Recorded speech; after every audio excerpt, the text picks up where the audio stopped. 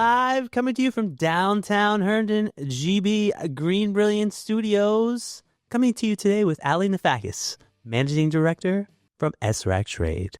I want you to help me really peel back the onion on what a solar renewable energy credit is and the changes in the SREC market taking place that will affect you, the homeowner, the business owner, the entrepreneur, and of course, the solar sales representative. How are we doing today? I'm great. Thank you for having me. Just good? Not like totally awesome? The sun's out. It's not raining. It's also a Monday. It's a Monday, I guess. The days just blur. They blur. As I was saying, managing director, I got to be honest. What does that mean? So I manage all of our SREC programs, and I know we're going to talk about that today. So I oversee a team of about 40 people. So I have 6 managers that report into me. So you're a boss. Like, you're the boss. I am. All right. Fair enough. I'm a little intimidated, but we'll keep going. We'll keep working with it. She didn't seem like this on the phone. You didn't seem like this on the phone. Now I'm a little scared. We're gonna have fun. We're gonna have so much fun. Really debunking any myths, going deep into what are SRECs, solar renewable energy credits. I hope I didn't butcher that. Like I'm under a professional's ear right now. What are they? What do they mean? And what are some of the challenges or changes that are taking place within the industry and how that affects you, the homeowner, the entrepreneur, the business owner, and of course, the solar sales representative? So Ali, managing director, you've got 6 managers, about 40 people under you. I don't think that happened overnight. You've been with SREC for at least since about 2015? Is that? Yeah. It'll be 10 years next month. Well, where did you start, and how does that work before we get into it? So I used to be a high school math teacher. Whoa. All right. You did not like me. We did not talk about that. So I was a math teacher, and I owned a tutoring business for about 10 years. And then I had kids, and it was great. I had a lot of flexibility. I really liked teaching kids. And then I was ready to do something else. And I had a friend who was working at SREC Trade, and she said there was an opening. So I interviewed and kind of stumbled into it and fell in love with it. You know, I didn't know anything about solar, renewable energy, any of these markets. And I really went all in, and I've grown, and I got a lot of opportunities in my company. And 10 years later, here I am. All right. What type of math? I'm not going to harp too much, but this is. Yeah, mostly Algebra 1 through Algebra 2. Man, you would have loved me in high school. Oh, I was one of those, let's walk the teacher to the car at night, D+ type of students, and just come on, keep that D+. And then sometimes I needed a C, so maybe I'd walk you to your car after class in the day, and there'd be no reason. But then at night, yeah, definitely. Just the Johnson Center, George Mason, is so dangerous. You got to be very careful. Might have been how I passed Spanish. Regardless, we were talking before this, and you know what? Before I want to dive into the difference in the actual SRECs and the utility bill and the two delineations, what is an SREC? What is a solar renewable energy credit? How does that relate to our industry? Because honestly, you kind of said it. When I got into this industry, I had no idea what we were talking about. I had no idea. I mean, this was a few years ago. It's just like, what? You paying me for what? Okay, all right, let's rock with this. Let's go. Yeah, so I think just starting at a high level, you have some states like Virginia, Maryland, DC. They have what's called an RPS, a renewable portfolio standard. So they require utilities to get a certain part of their electricity from renewable resources. And further to that, some of these states also mandate that some of that has to come directly from solar. It's called a solar carve-out. Okay. Has to, no choice. Yes, it's mandated by state law. So for Virginia, a certain amount of the electricity has to come directly from solar. Same in Maryland, DC, Pennsylvania. There are certain states that just have this. And the way it works is that utilities can't just build their own projects to meet compliance obligations. They actually have to go out and get this solar electricity. And the way they do it is with an SREC program. So an SREC is a solar renewable energy credit. And Anybody who has solar can participate in this program. So you have a homeowner who has solar on their roof, and they enroll in this program. And every time they generate 1 megawatt of electricity from their solar system, one of these credits is created. And then they can be sold to the utilities to meet their obligations. So that's how they are able to comply with the laws. So the utility company is fronting the bill for this. It doesn't really work that way. All right. Well, how does it work? I want to say they are. So utilities do have to purchase these credits, but they don't really use their own money to do it. They do pass those costs along to ratepayers. So am I paying for my own credits? Yes, you are. I'm paying for. We probably should have ended with that or not really put it in the episode, but I'm paying for. Okay, so I'm a homeowner. And again, I don't want to get too off topic, but I'm a homeowner. I just got a solar sales system, a solar residential system, and I mean it's awesome. I love it. 100 million% offset. The design is cool. Riz did it. He's in the back somewhere. I think he's in Michigan right now. Long story short, I am producing 15 megawatts per month. I say that like on a lot. Probably aren't. I know, but I just wanted to say it. 15 megawatts. Say I'm producing 2, okay? 2 megawatts per month. I'm going to be paid for that in the state of, in Washington, D.C., okay? So I'm going to be paid for that. And they're like three something a share right now, I believe. About $4.15. Oh, geez. Wow. Okay. So went up again. We'll talk about that. I'm going to get paid for those, but I'm also paying for those. How does that work? Because this is important to me and probably be important to the sales representative selling me the system, or that did sell me the system. It is. It's important for you to know as a homeowner, and it's important to understand as a resident of one of these states where your money is going. And, this is a way to move towards clean energy. A way to combat climate change is to incentivize utilities to get a portion of their electricity from renewable resources, which is a benefit to everybody. And it keeps you in business. It does keep us. Since 2015, when you were starting out in SREC trade. It does. No, it's pretty cool. I like that. So I'm still going to get paid for my 2 megawatts, hypothetically. Yes. Okay, with SREC trade. Hopefully. I'm going to keep plugging SREC trade because we're going to get to something else in a little bit. Okay, with that said, what is the difference between just having, I have 150 offset. All right, let's just say it's 100%. Let's be a little more realistic. What about the utility bill? Like, how does that differ? I personally, I would always get confused between net metering and just SRECs, and I thought they were the same. And then I went, wait, the utility company's going to give me a check, right? Or give you a check. That's not necessarily how it works, but maybe it is. You're nodding your head. I don't know.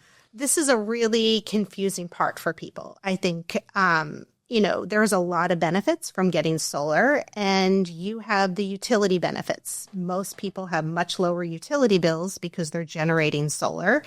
And the SREC program is completely separate to that. Okay. We are not selling anybody's excess electricity. SRECs are based off of 100% of your production. So for whatever you produce, it goes towards generating SRECs. And then the utility bill, 100% offset, basically, I know you're not the specialist, but I can tell you if it's 100% offset, throughout the year, your bill, in theory, should be offset by 100%, down to zero throughout the year, okay? So I might be billed a little bit in December. I might be billed a little bit. It's okay. I can say it, okay, in January. But in the good, solid months, that's when I'm going to be getting some good, hefty discounts on that electric bill. Okay, so 2 separate entities. So you're really not at war with the utility companies. That's nice. But are you at war with other trade lines? Because as you're saying, as you're talking SRECs, Soul Systems came into mind. I'm imagining this marketplace, and I don't remember if anybody remembers the healthcare marketplace. I don't know if it still exists, but basically the healthcare marketplace a long, long time ago was basically put your name on a list, pay like $15,000 a month, and you have insurance.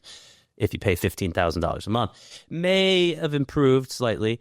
We don't need to get political, but at the end of the day, Are you at odds with other SREC companies? Because again, there is Soul Systems. I'm sure there's other ones. How does that work? Yes. Is it a daily, like, how do we get them? Like behind the scenes, like drinking our coffee mugs, we need some advertisements. We need to get against this Soul Trade. We need against them. Yes, there are competitors. We are not the only company that manages SRECs. I do think we are the best, but there are other great companies out there. And there's enough room for everybody. Come on. There are benefits to having more than one. And I think that working together on the policy side of things is great. And there are thousands of people in each of these states that have solar. So I think, having options, having choices is a good thing. Well, where is SREC?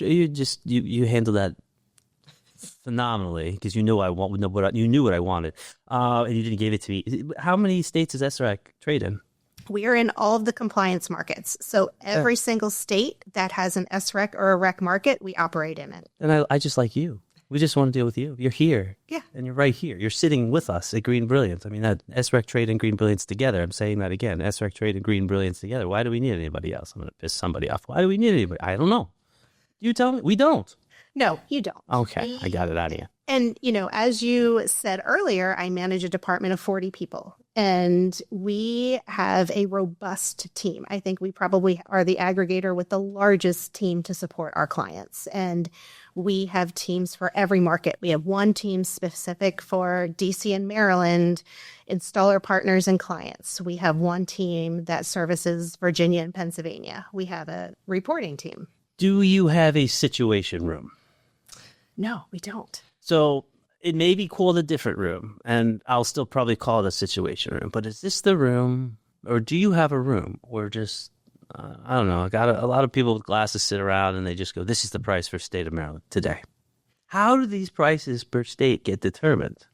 I mean, you said DC is around 400 now. DC is around 415. You checked before you got here. That's cheating, but still. I look every morning. Yeah, so it's like a stock market. Okay, so how are these prices getting determined? Again, is it in the situation room or what's going on? Unfortunately, we don't determine the prices, or they would all be around 400. But it's determined at the state level. So every state passes different laws that influence the pricing structure. So you have a couple different things that are going to influence pricing. The first is, as I said, it's a renewable portfolio standard. So states set a target for how much should be coming from solar every year. So, for example, in Maryland, it needs to be 6.5% this year. So 6.5% of all the electricity in the state of Maryland has to come from solar. So that's the first part of it. Is no choice, has to. Has to. Okay. And there is a compliance payment that utilities have to make for every 1 megawatt. For every SREC that they don't purchase, they have to make one of these compliance payments. It's called the alternative compliance payment. And so this year in Maryland, it's at $55. And that's what we view as the cap of the SREC prices. So you look at the renewable portfolio standard, the percentage you have to get from solar, and then you have the ACP, which is the cap of as the highest the SREC prices can go. So there's no situation room. There's no situation room. Right. I mean, maybe in each state they have. Yeah, well, I was going to say, maybe in each state, these situation rooms change the prices. The prices change, right? They can. They can. So that kind of brings me to the option box in my head. All right. So we have a lot of homeowners that are with SREC Trade, okay, GreenBrilliance and SREC Trade. And long story short, they'll call me and they'll ask me, what option should I pick? I'm like, do you see the 4 boxes? Is it the 4-box window? And this box window might have changed, okay? I'm a picture person, but basically one of them, it's like, get everything right now. The other one is, it's, all right, over time, we'll pay you.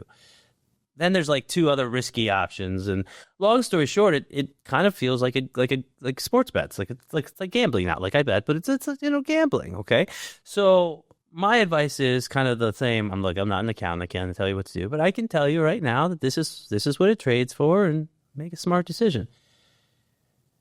Is there some sort of gambling nature to this? Because again, you pick your option, meaning I got solar. Okay, and I want to know now how I'm going to get paid for my solar system when I make a solar renewable energy credit. That's a long word. I'm just going to stick with SRECs right now. I want to be paid for it all up front. I want to be paid for things over time. What option should I be picking? I don't know. Are you going to give me the accountant thing too? I mean, I do it to everybody else, so. So this is one of the benefits of using us is because we are experts in the market, because we are constantly monitoring policy changes, we can give that advice, and it's going to be different in every state. And it depends on the year and what's happening in the market. So you have DC right now that, the SREC prices are about $415. Last year, the market was a little bit oversupplied. So the prices weren't as high as they could have been, but there was just a little bit too much supply in the market. So you have a couple options. You can just get a lump sum payment up front, but it's going to be a really steep discount. So we typically don't advise that because they're not going to get as much if they get an upfront payment as they would over the length of 15 or 20 years. And, the other options are to sell spots. So that would mean every time they generate a credit, then we sell it on the open market for the current market price. Or you can lock in for rates for either 3 or 5 or 10 years. And we give that advice more for commercial systems who need financing. They need upfront a kind of a guarantee of how much they're going to make every year or every month. So if you have a locked in rate, then okay, I'm going to get this much for every credit for 3 years or 5 years or 10 years. So we've got options. Almost kind of like gambling, but we have options. You mentioned commercial systems. So obviously business owners, SRECs they get their SRECs, okay, if they own the system. Do SRECs differ between homeowners and business owners, really? Or is it the same methodology here, okay? The production is there and the payment is there, right? In most states, it's the same, and It depends on the size. So in DC and Maryland, there's no real differences. So as a commercial system, as a residential system, you're going to operate in the program the same way, get the same price for credits. In Virginia, if your system is over a megawatt, you're going to be in a different type of a program. So your prices will be lower than you would if your system was less than a megawatt. That's not as exclusive of the program. It sounds like a more exclusive program to be in the program where you're getting more money. I don't know. I'm just being honest. Yeah. Or maybe you're too cool so you don't get enough. Possible. The thought is that larger projects are actually cheaper to build per kilowatt, so they won't need as much money. So, well, I know several business owners, and they actually utilize this as an investment that may be more entrepreneurial, but the vacation properties and so forth, they're just making money on SRECs, to be honest with you. And it's not bad. In D.C., you just said it. I mean... D.C. is a little bit of an outlier. It has the highest SREC prices by far. You're looking at D.C. at $415, and then Maryland, last week we traded at $58. So that's a huge difference. And so I don't want to harp on D.C., but it did bring something to mind. These prices, I looked at it a while ago, and DC was around 300. I looked at PA this morning. There were less. I think there were 30. Okay. I'm going back to the Situation Room. Are these prices going to change? Do they drop? It seems since I've been in solar, they've dropped. SREC trade prices have dropped. Now, is this a continuing trend? Is this a bad thing? Am I just wrong? What's going on? They do drop over time in every market, and there's a reason for that. So, I talked about the renewable portfolio standard, the percentage that utilities have to get from solar. And in most states, that's going to go up every year. So in Maryland last year, it was 6%. This year, it's 6.5%. Next year, I need to look at the schedule, but It's probably 7%. And so that means utilities every year have to purchase more of these credits. And if you kept the cap of the price, if you kept the ACP at the same amount, or you kept it higher, that means the ratepayer impact is just too great. So for these programs, as the percentage from solar goes up, the price has to go down to keep the ratepayer impact the same. You're kind of like working on Wall Street. This isn't really SRECs. This is just like you're a Wall Street tycoon. I was going to use some movie reference, but I'm not going to say the name anymore. Okay. Well, if you ever see my kids, mention that to them. Your 4 kids? Yeah. You got 4 kids. Allie was telling her 4. I was comparing myself to 1. I was like, oh my gosh, I got nothing. I've got another saying Logan had an ear infection. Well, I've got 4 kids. So with 4 ear infections. Actually, I didn't ask you. What do you do if they all get sick at the same time, God forbid? They're older now, so I just 11 and 17. DoorDash them some food. DoorDash. They didn't have DoorDash when I was going. We were going. There was no DoorDash. It's just DoorDash is coming up on a GreenBrilliance podcast. I never would have thought that happened. Okay. All right. So long story short, we've got our solar renewable energy credits. We've got SREC trade, which is the coolest. All right. It's a platform. You're a stockbroker, really. There's no situation room. Okay. What? The prices haven't dropped drastically yet to the point where like this just isn't lucrative anymore, and I don't think they will anytime soon. Okay, don't answer that. Let's not ruin it for everyone. But long story short, changes. Are there, other than price drops, do we foresee any changes this year, next year, over the next few years? I mean, stock tips, insider, anything? What do we got? So, yes, states develop these programs. They set an RPS, they set an ACP schedule, and then they often change that because they have to react to the market. They have to react to if the market is drastically oversupplied or drastically undersupplied that we see in different states. So, in Maryland, in DC, we've seen changes to the RPS schedule many times. And it has to take legislative action. So, right now we are still in legislative session in Maryland. So We are seeing some changes being proposed. Virginia just ended, and we're waiting to see what the governor does with some of the bills that passed. So, and, DC right now, there's no changes on the horizon, but we did see changes 2 years ago. Okay. So we saw some changes 2 years ago to SRECs. Right now, we're kind of in limbo in a few areas, honestly, states. What do you think is going to happen? And more importantly, how is this going to affect our homeowners, our business owners, our entrepreneurs, and their sales support, our people that sell solar? Yeah, so let's look at Maryland. Dissect it. Yeah. Yes, let's look at Maryland as an example. So Maryland is a market that is drastically undersupplied. There is not nearly enough SRECs for utilities to purchase, so they have to make these ACP payments. And they are making millions of dollars of ACP payments every year, which is not a good look. Ratepayers do not want to pay for these. I'm a Maryland resident. I am happy to have my money go towards solar and go towards building solar. But when it's just going to utilities making these payments, it's not a good look. And the reason we're in this situation is not an easy answer. So Maryland let's take it back. Yeah, let's go. So back in 2015, 2016, the Maryland SREC price was around $7.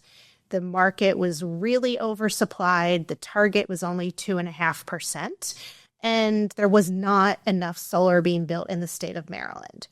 So they passed what was called the Clean Energy Jobs Act, CEJA, and that changed all the percentages in Maryland. They went from having a goal of 2.5% from solar to trying to get to 14.5% by 2028.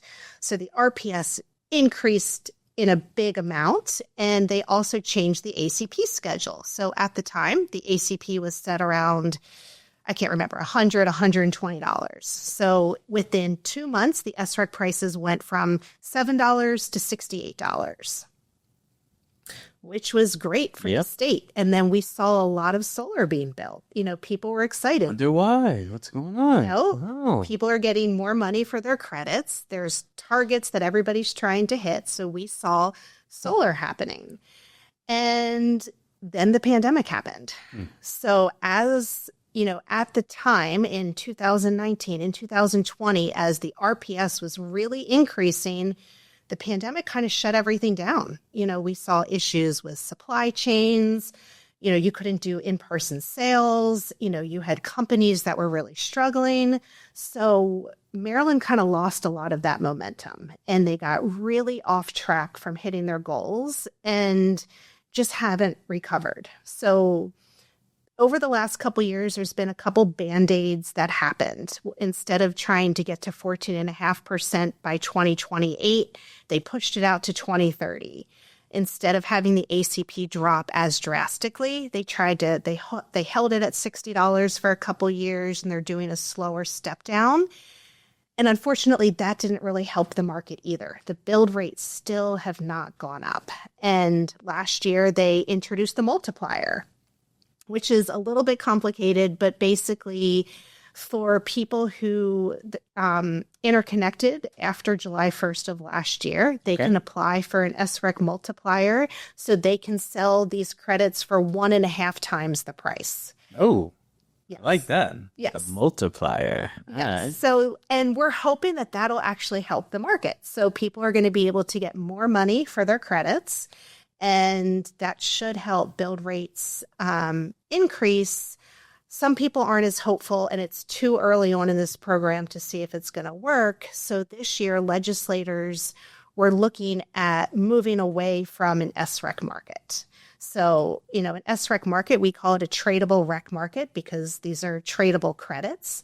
And they are looking at going towards models that some other states have that just have flat incentives. So instead of having credits that the price fluctuates, you just get locked in rates for 15 years. Are we going to do that? You think that's going to happen? I don't think it's going to happen, but we will know in the next month if the legislation passes. There's a lot of problems that we see in this model. If the problem we're trying to solve is that build rates are too low, going towards this type of a model just has not seemed to work. It's just fixed. Yeah, because New Jersey went to this model and we saw build rates actually go lower. They're different to work with.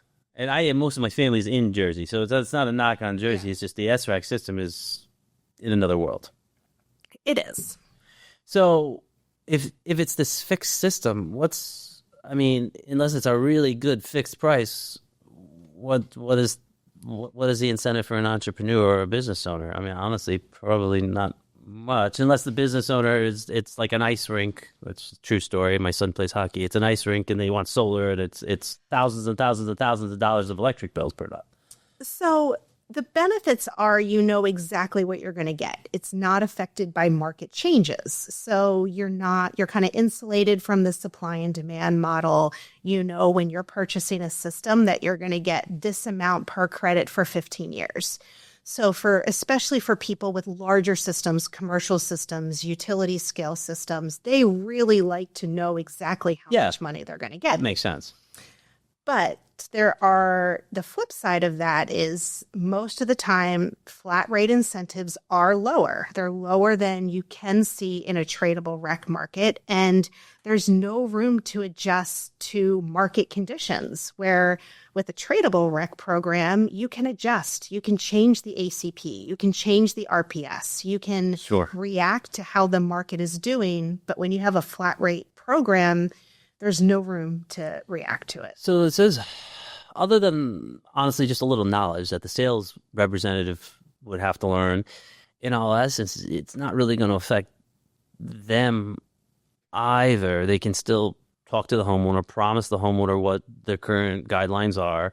The homeowner can budget for that. It really seems like this may or may not affect the homeowner, and honestly the most, because if they're trying to budget for I'm just thinking out loud, budget for a system, and they're doing things down to the penny, I can pay this system off in 12 years, not my 20 or not my 30, or, and they didn't have the luxury of going cash. A lot of times they're counting on some of those SRECs to actually make those payments. So it's kind of like, okay, is that non-refundable tax credit frozen? Is it going away? Is it coming back? And yes, I'm talking about it. There doesn't need to be an elephant in the room, okay? We don't know right now. And so the unknown, and hence might create maybe a little bit more risk for solar on the homeowner's end. Again, it depends what the homeowner's getting the solar for. Not all of them just get for SRECs, but again, they're definitely putting that into their budget if they're working with a good sales representative. Yes. Yeah, you bring up some good points and why there is momentum in going to this type of a market. Fair enough. So I just remembered something. It's a little off topic, but we ran into each other at Chessa, didn't we? We did. And you are a part of Chessa. I'm the vice president of Chessa. Oh, you're the vice president. You're the owner of this. You're the managing director of this. You're an algebra teacher schooling me all day. But why am I getting this one? I want to learn a little bit more about Chessa, but what actually just stuck in my brain the first time I called Allie was in my phone already. Okay, so I'm dialing the number and putting it in. Oh, okay, this will be an interesting conversation. And I did not remember. I had no idea, but I remember now. It was in Baltimore. Yes. We had some function. Actually, GreenBrilliance put on that function. You guys sponsored the happy hour. So talk to me less about the happy hour, more about the function, more about Chessa, and then, I mean, yeah.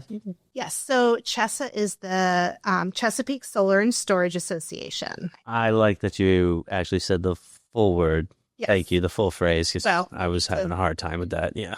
So it is a trade organization made up of about 70 to 80 member companies, all involved in solar or storage in Virginia, DC, and Maryland. So they are involved in policy, regulatory matters, anything that's going to affect the solar and storage industry. So it's like the HOA of solar.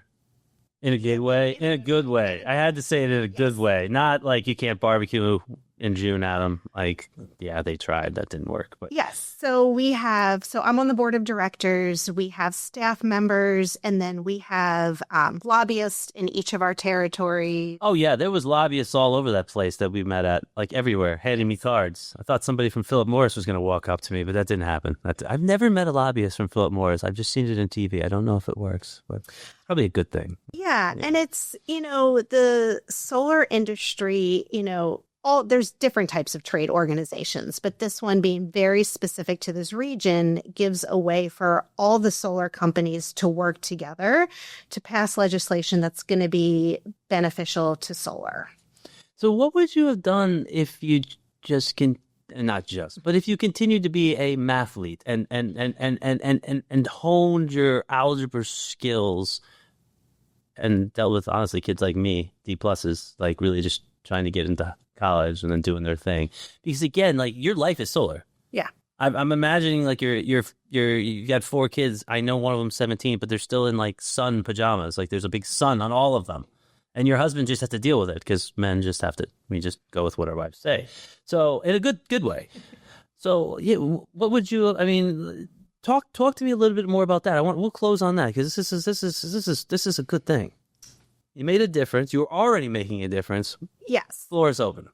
So I did enjoy teaching. I loved connecting with kids, but I'm really restless, and I needed to be in an agency or like in a career that gave me a lot of room to grow and constantly change and very different challenges. And that is what I get working at SREC Trade. Every year there's something new. There's constantly changes at the policy level or changes in, what we're doing work-wise. And, I started in a customer service role, and I grew into, I did account management and sales for a while. I've led all of our market teams, and now I'm in a director role, and I loved having that opportunity. And I feel like there's still so much more that I can do at the company. There's many things that I can still learn that I don't know at this point. We're looking forward to it. We're looking forward to you learning and growing with GreenBrilliance. Yes. Allie, Managing Director of SREC Trade. Thanks for coming on the show. Yes. It's a pleasure. It's a pleasure. Adam J. Live signing you out from downtown Herndon. Allie, Managing Director of SREC Trade. Thanks for joining us. Homeowners, business owners, entrepreneurs, and solar sales representatives. Enjoy your year with SREC Trade.